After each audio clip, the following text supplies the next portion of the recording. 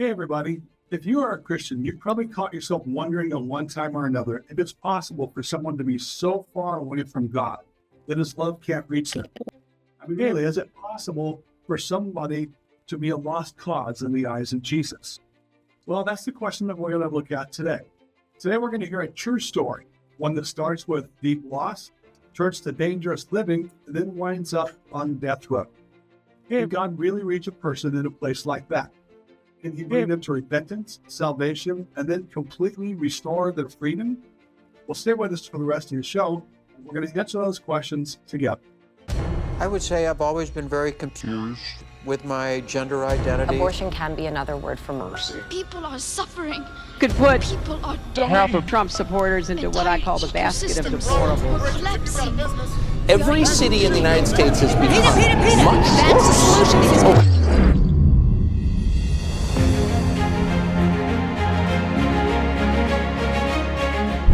Welcome, everybody. We are Legacy Family Ministries, and this is the Unshakable Faith podcast. Today, we're going to hear a true story about the awesome power of God's love and just how far he will go to redeem someone who everyone else has written off as a lost cause. I'm Dr. Steve Hubler.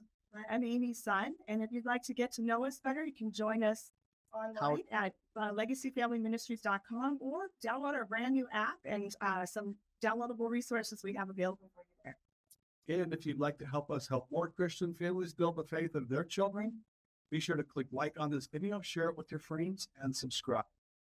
Now, today we have a very special guest joining us. His name is Richie Betancourt, and he's going to share his incredible story.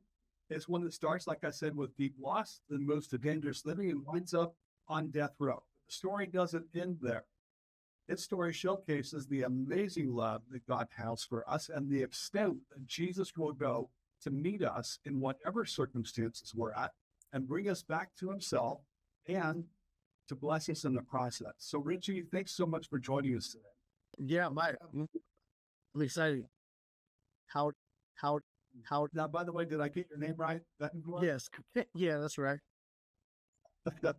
Wanted to make sure that was good. Well, let's go ahead and jump right in, Richie. Let's talk about that road to death row. I know it was a long one, but can you kind of pave the way for us so that we could see how that road begins and how you ended up in such a dark place? So, really for me, it all kind of started when I was 5 years old. I witnessed my brother's best friend murder two people in my front yard.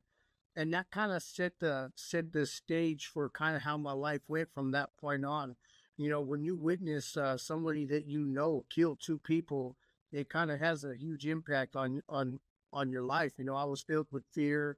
I used to look up to my brother. My brother's 7 years older than me. He's a gang member in California, and I used to look up to him. And I thought it was pretty cool how people would look up to him, respect him, and fear him. And I kind of wanted that same thing. So I began to walk as my brother walked and mimic what he was doing. And at the age of 13, my parents, they got a divorce and kind of left me homeless, you know, while they were figuring out their stuff. So I raised myself from a young age. I was doing methamphetamines at 10 years old, smoking pot, running with gang members, just doing a bunch of criminal activity. At 13, I stole my first vehicle, started going to juvenile hall. Between the ages of 13 and 18, I spent more time in juvenile hall than I was actually out on the streets. And so when I was 18 years old, I got involved in some stuff where we ended up getting arrested for 2 murders in the first degree, 2 attempted murders, 6 gang enhancements, a lawful use of firearm. So at 18 years old, I was facing the death penalty for 3.5 years.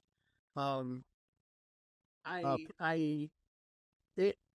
would think that would be something that would scare somebody, make them question their life choices and stuff.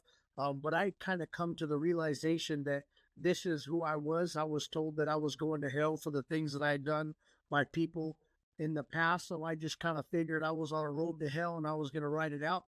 And that was my reality. I used to joke about it and say I was a product of my environment. It was my reality, and it just was what it was. So I when I was locked up, I made it my point to just be the roughest, toughest guy I can be. How how When you look back on those times, a lot of times when you find yourself in a position where you ended up, you don't end up there just based on one choice. You end up there based on lots of little choices. And it sounds to me like it started that day when you were 9 years old and you witnessed the murder. What did that incremental choice process look like for you as you got immersed into gang culture? Honestly, I was just looking to fit in somewhere. I was looking to be a part of something. When you're growing up in an area where gang violence is huge, I remember walking down the streets and with a buddy of mine and somebody just jumping out of the bush and they started stabbing a friend of mine. I remember sitting at the park just hanging out with my friends playing at the tennis courts, and a drive-by happened and people were getting shot. So there's an aspect of wanting to fit in. There's a culture of not having family and making the streets your family. But then there's also that fear factor of trying to find a way where you're comfortable, where you're not afraid of what's going to happen. So, there's security in numbers, if you will. So linking up with these guys and becoming a part of the gang, it was a false security that as long as I got my brothers on my side, I have a better chance at surviving. Was there any, was it God in your life back then? Had you ever heard about Jesus before all this started? I met these girls who invited me to a youth group, and I ended up just going to the youth group to sell pot. They liked weed, so I just go there to sell weed, and pretty much that was it. But to say, if there was ever a time in my childhood where I had a genuine relationship with God, no, I didn't really see room for God in my life. I wasn't praying to him. I wasn't asking him to show up, and I just didn't really have a relationship at all. Yeah, I can imagine it'd be very, very difficult to see God in the midst of a situation like that. What about when you got into the gang culture and you were kind of moving through that process? I know that there's the things that you said, the reasons why you did it, that want to be part of a family on the street. But what about the back parts of your mind? Was there ever any tugging of God that you felt on your heart, or something that God was doing behind the scenes that you look back now and recognize didn't see then? Growing up in a Hispanic culture, there's a lot of witchcraft. My family, they call it brujeria, and it's like they're Catholic, but they do a bunch of weird stuff. They light candles, and I remember my aunt, she would like rub an egg over me and crack it into a bottle of water, and it would tell her that there were bad spirits on me. And I remember I'd wake up and I'd see my aunt with all these candles and stuff, and she'd be praying over me and stuff. And my family used to always tell me that I had demons inside of me because I was just a bad person, And I never really did experience the presence of God at all. I searched when I was in jail and I was facing the death penalty. I was looking for comfort in something. I tried. I found some books on Scientology, and obviously there's no comfort in that. I looked at Christianity. I tried reading the Bible, but it just didn't make any sense to me. There was a Vietnamese guy who was in the cell next to me, and he showed me some Buddhism, some Buddhist books and stuff. And he showed me some practicing on how to meditate and stuff. And so I kind of did get into meditating a little bit. Wasn't really looking at Buddha as any kind of religion or godly presence or anything like that, but the meditation, being able to separate my issues from my mind for a couple of minutes was good.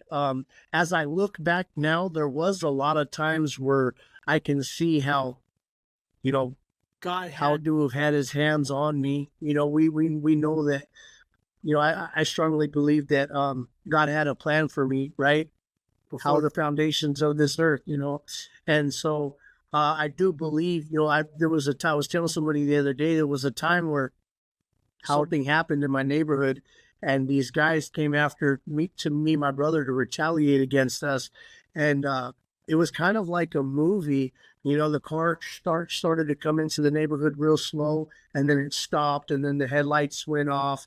And next thing I know, these guys are shooting at us. And I remembered hearing bullets whizzing past my head as I was running. Like I was running, and it felt like I was running as fast as I can, but it really felt like it was in slow motion, you know?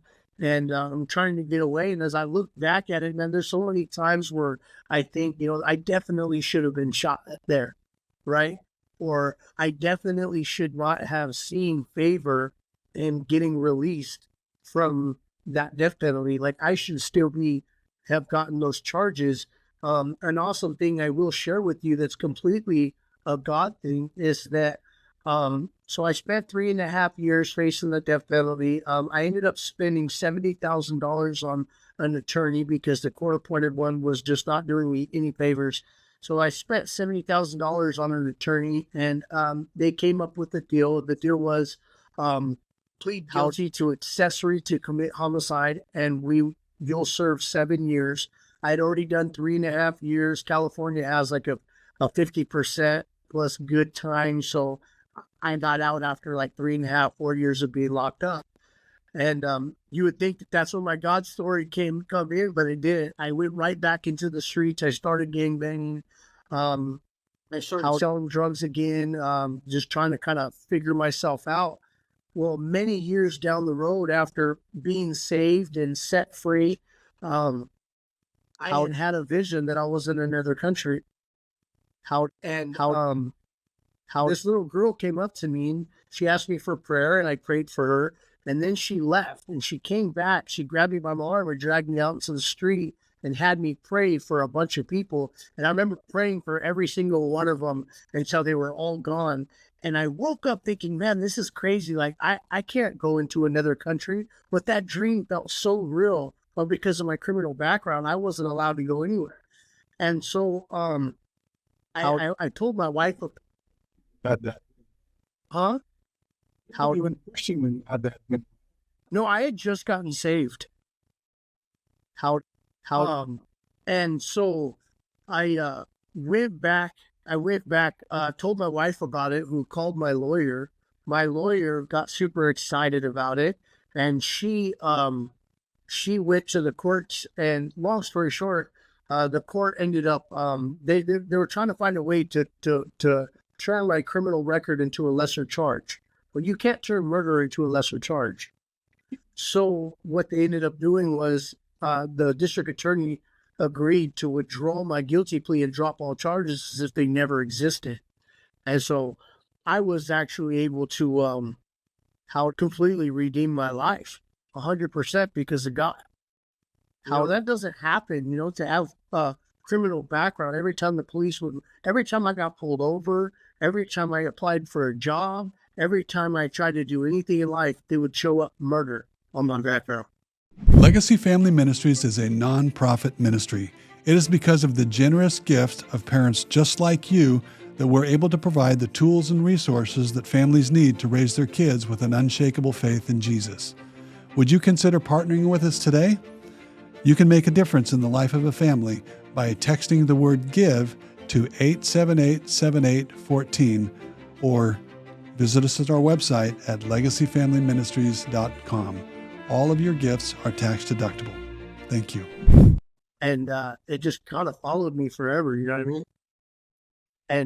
And you get some big turning points. And you'll just tell us. Let's move back to you being on death row and getting out.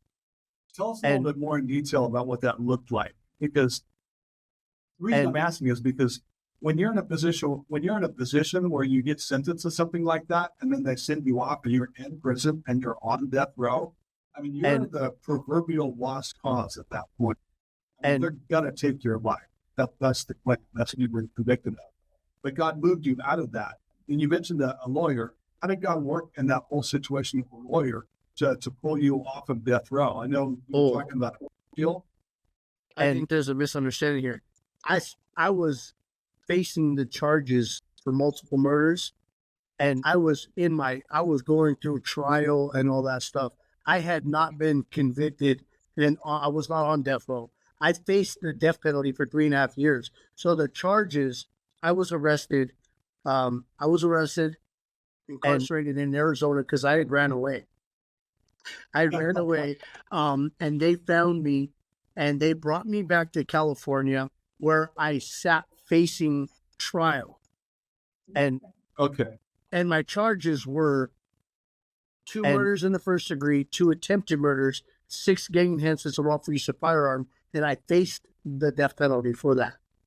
Okay. But I was not convicted and on death row. I apologize. And No, that's okay. Thanks for clarifying. Because, My misunderstanding too.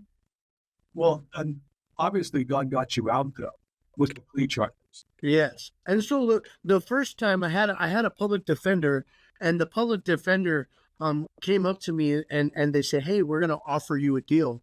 And I says, "Okay, what's the deal?" And they says, "We're gonna give you life without the possibility of parole if you snitch on all your friends." And I told my lawyer, I was like, "You're crazy." I said, "You're crazy. I'm not going to spend the rest of my life in jail worried about someone trying to kill me because I snitched on a bunch of people. I'd rather just go to death row." You know what I mean? So I ended up firing that attorney, and that's when I hired a new one. So, I had some blessings, and I was able to come up with the $70,000 to pay for an attorney, which extended an extra year because there was thousands of pages of discovery that the attorney had to go through, witness statements and all kinds of things. The district attorney, in my case, had actually made a big mistake. They withheld some evidence. It's called exculpatory evidence. So they withheld some evidence, and because they withheld it and didn't disclose it all in the beginning, that evidence wasn't something that they could use against me anymore. And so my new lawyer was able to press charges against the district attorney for withholding exculpatory evidence and outrageous government misconduct, and that threw a lot of evidence out. So I do now look back seeing, God definitely having a play in all of that. And Well, you definitely had plans for you, which we'll definitely get to. So you get off, but then you go back to gang life, and then I'm sure that God must have reached out to you in some way. The Holy Spirit must have tried to get your attention right at that time. You recall anything like that? And it wasn't for a couple more years before God reached me. I got out. I went right back into gangs in a part of northern part of California. A buddy of mine, we had this little meeting one day, and they pulled us aside and they created this little group of people that just we knew about, and we were, let's just say, an elect group that were supposed to do things in furtherance of that.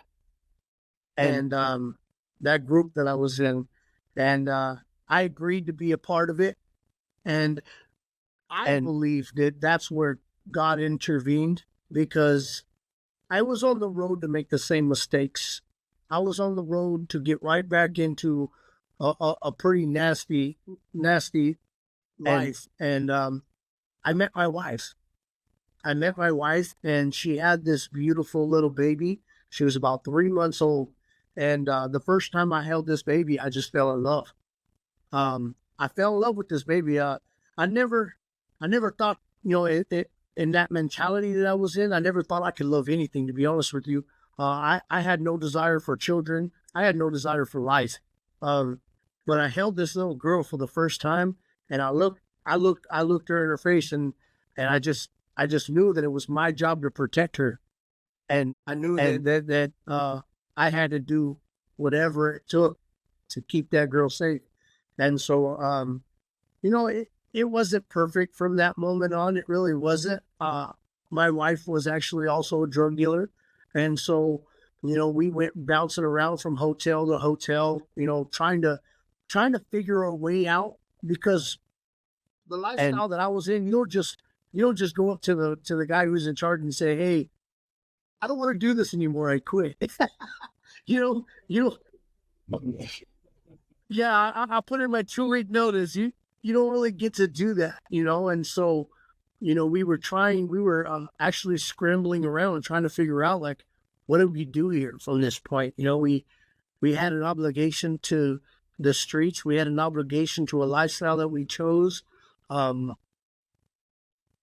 do we do from this point? It was a scary thing to go through. I ended up asking permission to leave, you know, because like I said, the lifestyle that I was in, you don't just put in a 2-week notice, and you don't just walk away and think it's going to be okay. Like, I got myself pretty entwined. So, pretending like I wasn't involved anymore wasn't really an option. So, I had a meeting with the person who was in charge. And I told him, hey, I want out. Like I told him, my plan is to leave the state and not come back. And he asked me, you know, he kind of had a soft part for me. He, you know, he helped me, but he kind of took me under his wing at a very young age. He, you know, it was kind of like a father-son type relationship, you know. He led me, he taught me a lot of things. He grew me up in that lifestyle. He kind of considered me his own son and raised me up in it. So he kind of had a soft spot for me, which he shouldn't have had. And he told me that if I was going to leave, that I could leave, but that I wasn't to come back. And so my wife and I made the decision to leave. And it was definitely scary.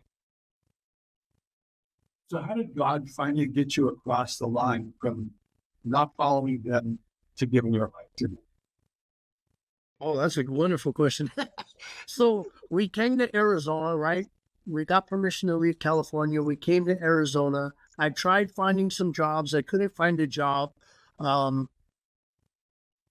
Everything would go good. Somebody would give me a chance, but then they would get my background back, and then something would happen, and I would be the first one to get blamed for it and stuff. And so, unfortunately, I went back to here in Arizona and went back to doing what I knew how to do. I started selling drugs. If somebody owed me money, I'd kick in their doors. I would, well, let's not go too far into that, but I would do whatever it took to make sure I got paid. Let's say that.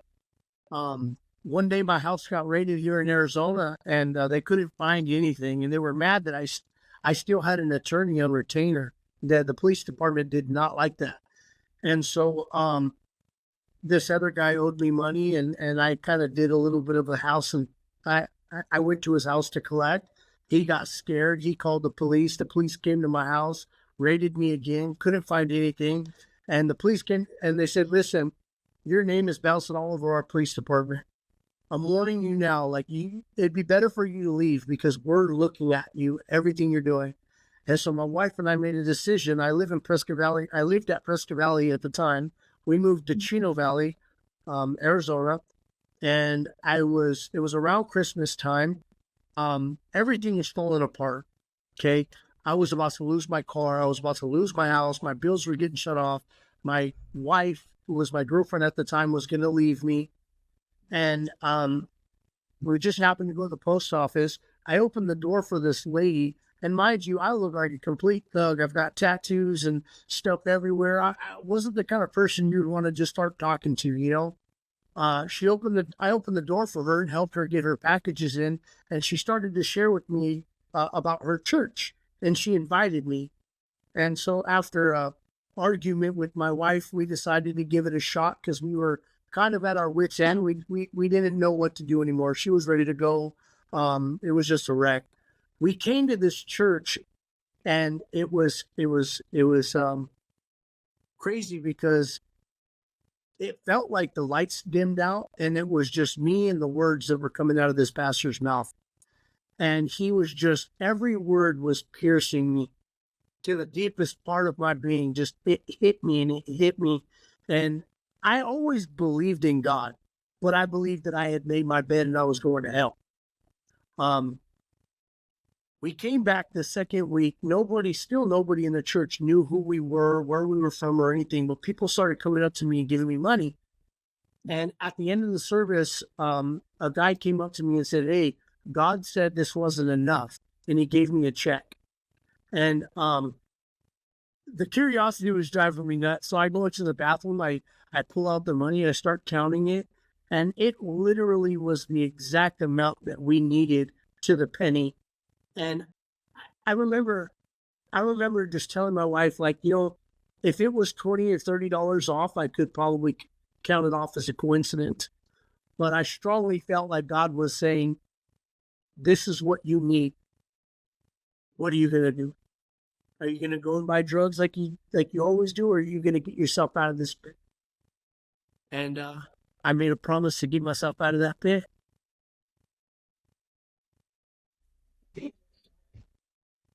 God loved you, revelation of love that he gave you in that moment. And he had to speak it to those people in the church, and they had to be obedient. Their obedience is what led you to come to Christ. Yeah. That's amazing. So, Richie, if you just kind of pause and look back over your journey, I know that there are people listening. There's probably someone listening that feels like the lost bars, that feels like they're too far away and too deep. What would you say to them to encourage them?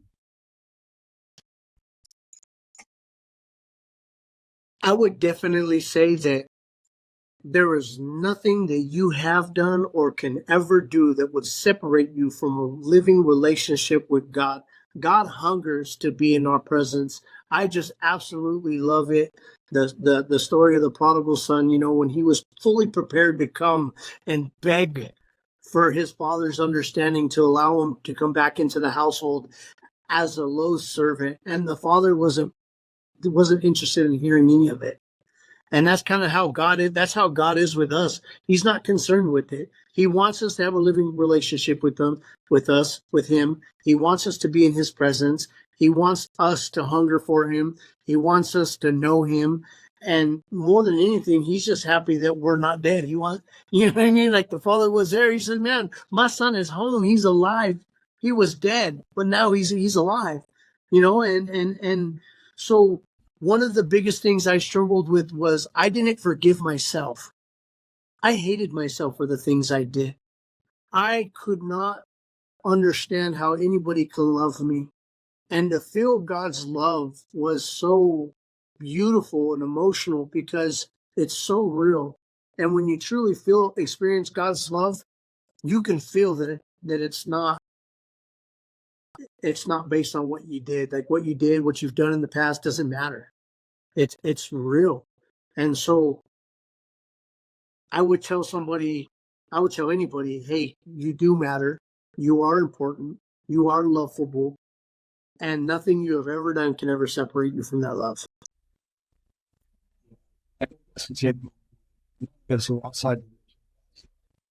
Well, there is definitely a part 2 to this story, which we're going to do on next week's episode. And Richie, thanks so much for joining us this week. And all of you who are listening, thanks for joining us. Remember, you can be a pro at raising kids with Unshakable Faith. We'll see you next week.